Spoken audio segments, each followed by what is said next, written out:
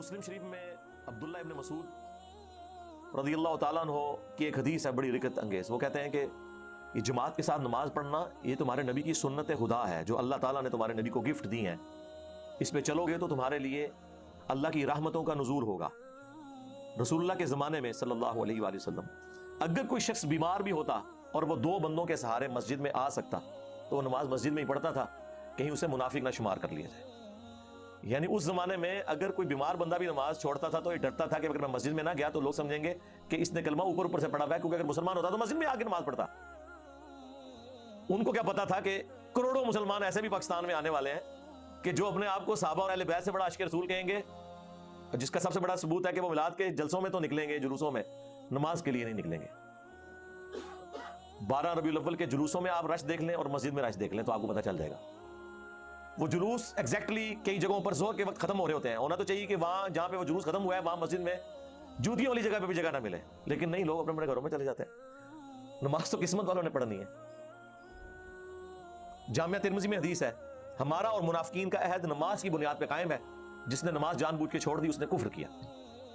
اور جامعہ ترمذی میں حدیث ہے, عبداللہ بن شقیق تابعی کہتے ہیں کہ صحابہ کرام علیہم رضوان تارک الصلاۃ کے علاوہ کسی کی تکفیر نہیں کرتے تھے, یعنی نماز چھوڑنے والے کو وہ کافر سمجھتے تھے.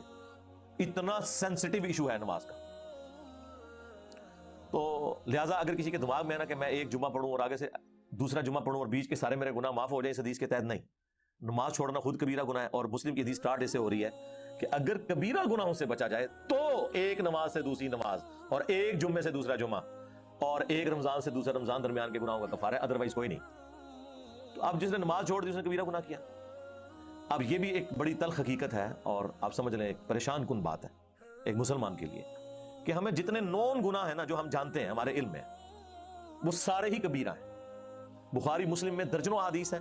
مشکات کی پہلی جلد میں آپ کو گناہ کبیرہ کا بیان ایک پورا چیپٹر ملے گا. اس میں انہوں نے بخاری مسلم کی وہ ساری حدیثیں جمع کی ہیں کہ وہ بڑے بڑے گناہ کون سے ہیں. شرک, نماز چھوڑنا, زنا, چوری, شراب نوشی, جادو کرنا, ماں باپ کی نافرمانی کرنا, غیبت, چغلی, کسی کی دل آزاری کرنا.